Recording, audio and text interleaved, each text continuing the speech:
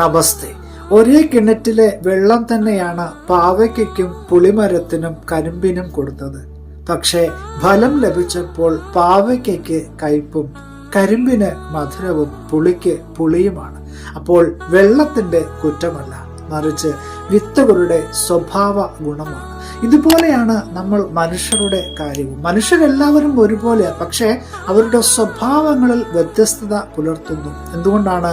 അവർ വളർന്നു വന്ന സാഹചര്യങ്ങൾ, അവർ ശീലിച്ച സ്വഭാവങ്ങൾ, ഇതൊക്കെയാണ് എപ്പോഴും ഒരു നല്ല മനുഷ്യനായി വളരുവാനായിട്ട് നമുക്ക് ഇടയാക്കി തരുന്ന സാഹചര്യങ്ങൾ. പ്രിയമുള്ളവരെ, നന്മയുള്ളത് ചിന്തിച്ച് നന്മയുള്ളത് പ്രവർത്തിച്ച് സമൂഹത്തിന് നന്മയുടെ വാഹകരായി നമുക്ക് ഓരോരുത്തർക്കും മാറാം. അതിനുവേണ്ടി ദൈവം നമ്മെ ഓരോരുത്തരെയും സഹായിക്കട്ടെ എന്ന് പ്രാർത്ഥിക്കുന്നു. Have A blessed day.